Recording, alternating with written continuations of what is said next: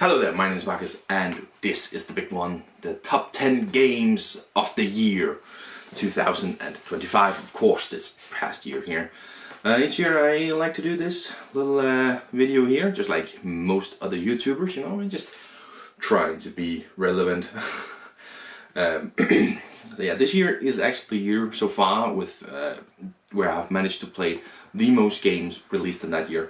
Right now I'm on 18 with 3 more that I still haven't played, so really high. I'm hoping to played those 3 and do like a more great 10 more great games or something like that. But for now there are 10 to be mentioned here, and I mean, without further ado, let's go. Number 10. So number 10, I just need to look at the right place here, is one which I followed for a very long time, almost long enough to say it anticipated of 25. It was released on like a Kickstarter type site, but only in German, and I was like, really, oh, is it only going to be out in German? But luckily at Essenspiel it came out with an English add-on in terms of just a rulebook in English next to the game.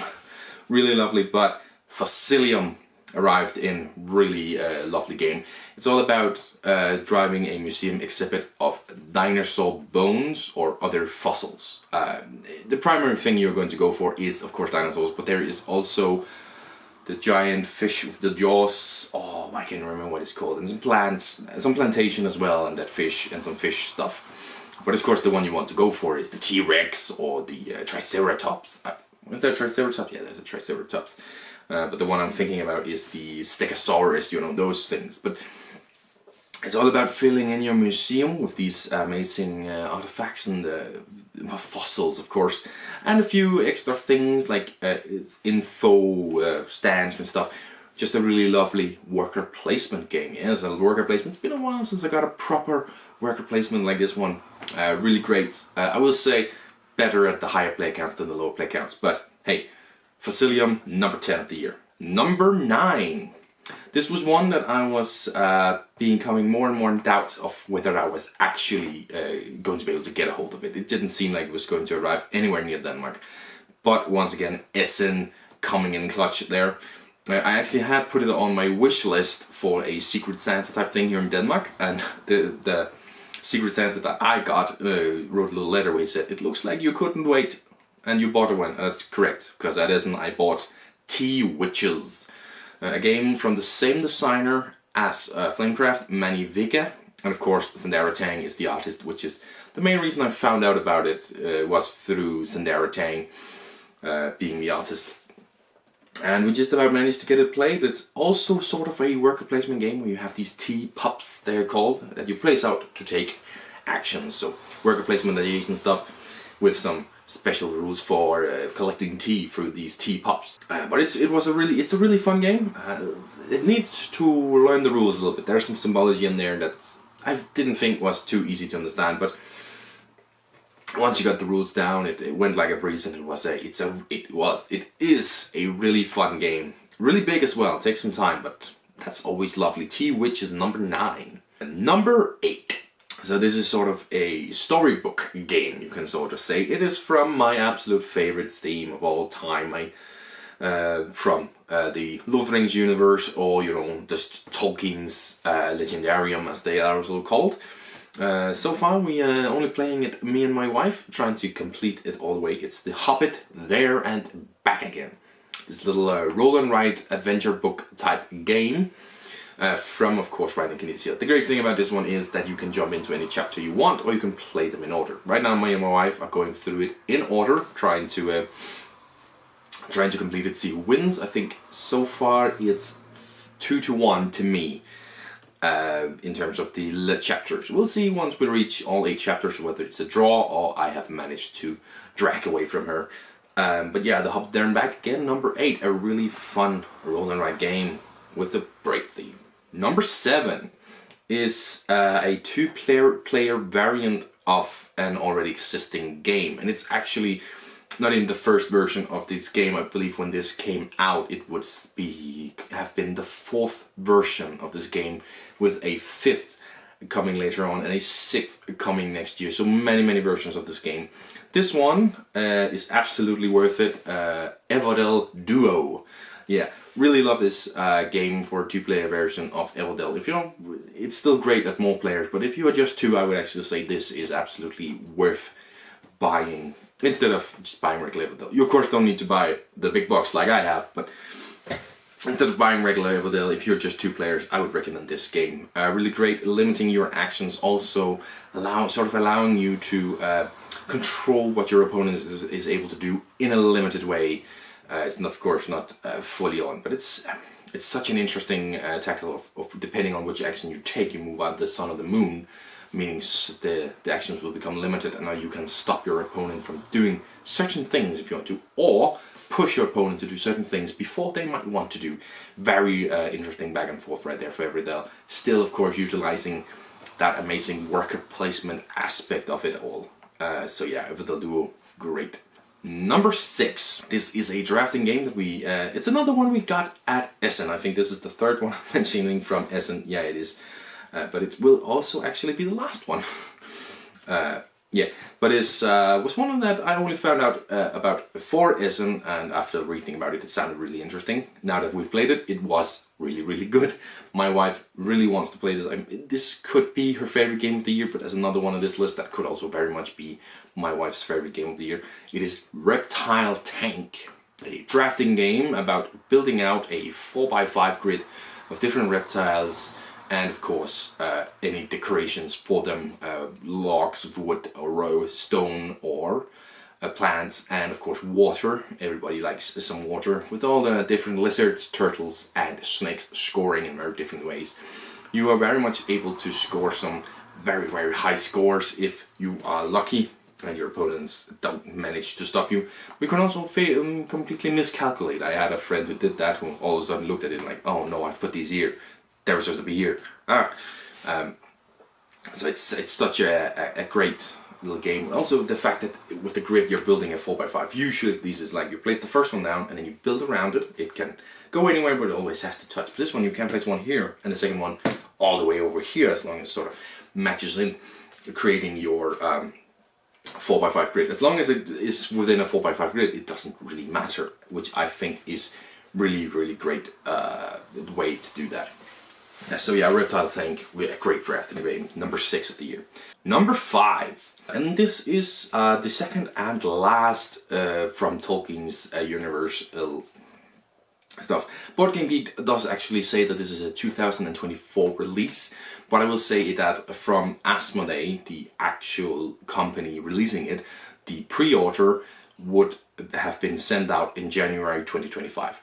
This is the company that makes it, and it's their pre-order, which goes out in January 2025. Why it is regarded as a 24 release, I don't understand. It might be because it was released at PAX Unplugged, I think, like a limited little pre-release, and a few of the bigger YouTubers got it beforehand to look at it. But when the company itself has a pre-order for it that goes out in January, I'm gonna say it's a 25 release, absolutely. It is the Lord of the Rings, the Fellowship of the Ring, the trick-taking game. Now, to be fair, I don't think it actually says the Lord of the Rings on the box. I think it just says the Fellowship of the Ring trick-taking game.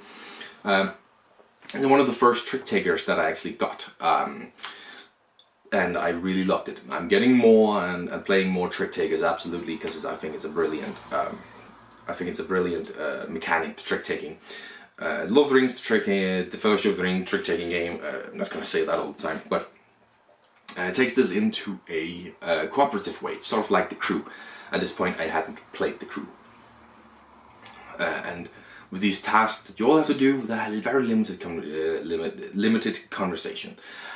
With the groups I've played it with 3, I think, or 4 different groups, and all of them have taken it in really quickly, and we play multiple levels of it.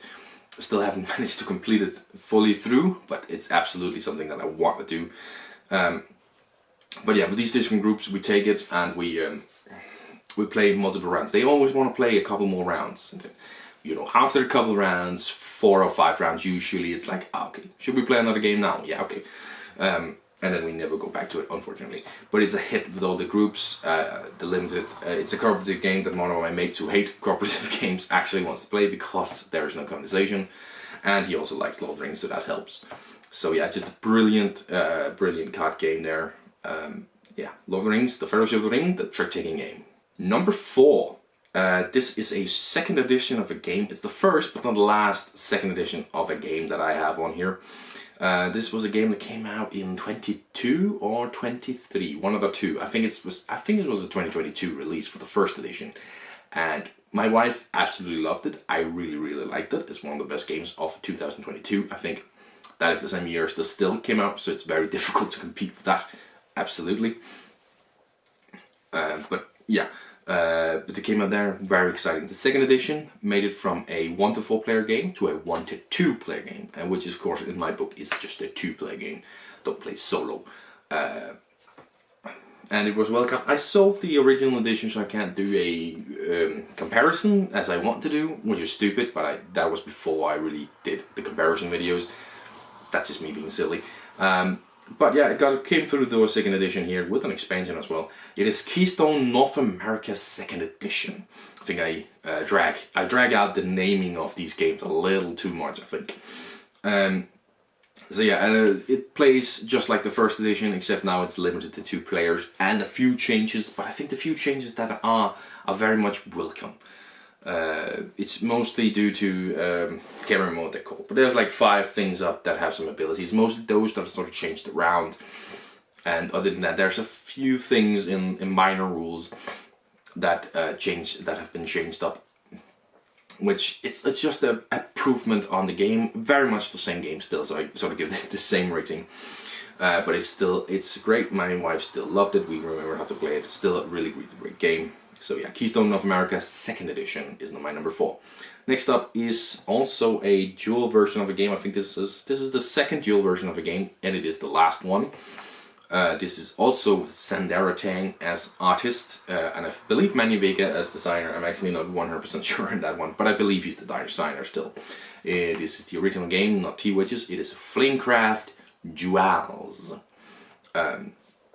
This is such a lovely game, and I'm doing a review, and I think that review will be uploaded after this one, but in it I mentioned this is the greatest theming of a game ever, because the theme of the game is you are dragons playing this game on your break while having a break. And we're having a break playing the game. I mean, greatest theming of all time. Really love it. Other than that, there's of course no theming to it, but it brilliantly utilizes the artwork and these little round discs that you're using to place out as the dragons, utilizing the powers to try and score shot cards, creating certain patterns on the board. Really a brilliant game. Brilliant game here. Don't be deceived by the name Flamecraft. It is not the same as Flamecraft at all. It has the same artwork, and it's just about where the comparisons end. It's set in the universe, but it's not the same game. It's not like a 2-player version of the game. I think it's amazing. I would love they call it something different, but hey, who's to say? It's still a brilliant game. Flamecraft Duels. And now we're closing in on the best here. First of all, it's number 2. This is the second edition and the last second edition that I have on here. The first number 1 is a completely unique new game, so that's amazing. This second edition a little bit surprised me. It hadn't had many announcements or anything there, and the first edition really there wasn't much wrong with it, especially not when you add in expansions. But they decided to do a second edition, and next year they're doing a Europe edition. I might talk about that in a later video. It is Parks second edition. Parks is a very lovely game to start off with. I've loved playing it. I have many great memories playing it. And when I got the second edition, it was a really tough choice between the first or second edition to keep. I wasn't gonna keep both of them. I ended up selling the first edition to a friend actually who wanted it.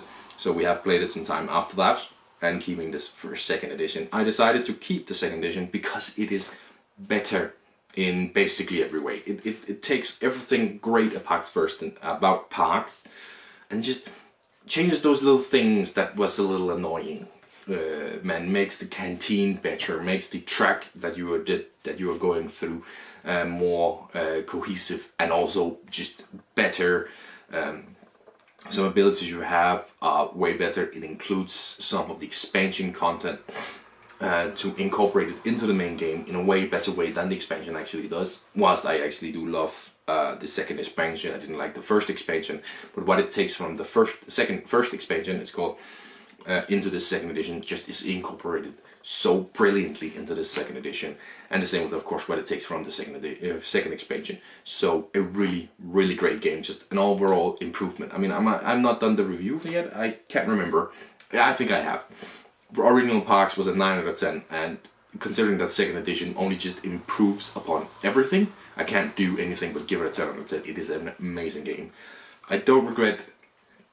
Well, I do sort of a little bit regret not keeping first edition, just because it is filled with memories. I've had it for a very long time. The second edition is an overall better game, and you know what? It's an opportunity to create new memories. Park second edition is my number 2 of the year. Number 1.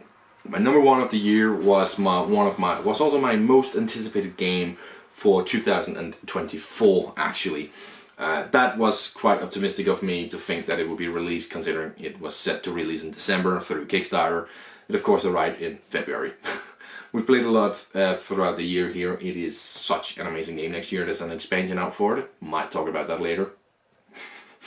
It is of course Critter Kitchen. Love this game. It is amazing.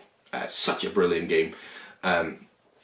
Love the artwork, of course, from Sandera Tang. As again, there's 3 games on here which have Sandera Tang's artwork. That's the most. I think everybody else has different people doing the artwork. Sandera Tang is probably my favorite artist, board game artist right now. I've got 3 of the games she's been a part of the artist on this year, and she did 4. I haven't gotten Trinket Trove. I do want it.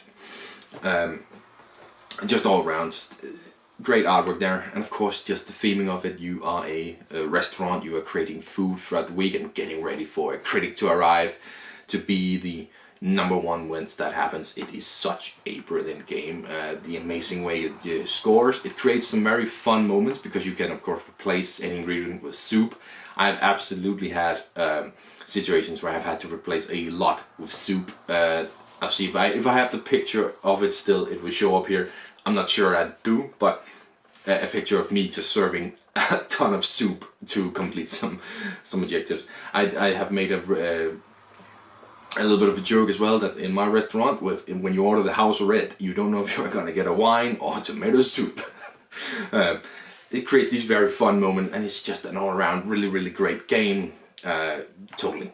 A few rules that I missed in the first couple of playthroughs, but ever since learning those rules, it's just improved. It's such an amazing game. It absolutely is the best game that I played in 2025. And that's the list. 10 best games in 2025. As I said, I want to try and make 10 more great games. And one thing I will mention is, this is the first year in quite a while that the game from Unstable Games hasn't made my top 10 games of the year. Of course, Twisted Cryptids last year. Haven't played it a whole bunch, unfortunately. It's seeming you just can't get it to the table. So yeah, might mention, I might put it in the list for 10 more great games. We'll see. But that's a little fun fact there. You know, it didn't make the list while it has the last 3 or 4 years. But hey, that doesn't matter. It's still a fun game. It's still a fun game. Just need to play it more. Those were the 10 best games of the year. As I said, there's so many more I could mention, but that's coming in the 10 more great games. 10 is many games. And I know I'm sitting here talking about I can do this and I'm happy about doing that, but I do realize that like at least 300 games came out this year, probably more. I mean, if I look at Board Game Geek for next year, there's like 10 pages worth of board games coming out in 26, and each page is 100 games or so. It's 1,000 games coming out next year. And I mean, if I looked at the site right now, you know what, let's do it. I'm gonna do it live. And if my internet wasn't so slow, browse all board games. Now wait, actually, advanced search 2025 here, 2025. And don't search expansions. Submit. I played. Well, I'm going to have played 21 games of 2025, and there's 50 pages worth of games. And I can't remember. Is there a way to see how many out per page? No, I would have to count that out. But if I do look at just the regular on-board games here, you can see it's the rank from 1 to 100 is the ones that you see on the front page here. So it's 100 games per page, and there is 50 pages worth of games. So, I mean, that's 5,000 games that came out last year. Now, that's not probably entirely true. I think a lot of those games that would come out is probably like Cluedo, Harry Potter, or something along those lines that count as an individual game or something. It sounds pretty insane to say that 5,000 games came out last year, but it's probably 1,000, maybe even more. It is so many games, and to have just played 21 of them seems insignificant. But it's a lot to me, and I'm very happy about it. I think that is it for this video, and that is it for this year, for the year 2025. So thank you very much to everyone who watched my videos this past year. I've gained quite a few subscribers, and that's just amazing. Still not like a big YouTuber or anything, but growing and growing. I think, was it 54 I was up to? I can actually see it right here. 58. That's really cool. Watch time in hours is up to 30.9 and 617 views in the last 28 days. I mean, it's great. It really is, and it's amazing to see me grow just a little bit here. So yeah, we're ending 2025 on 58 subscribers, and let's see where we end 2026. Thank you very much for watching.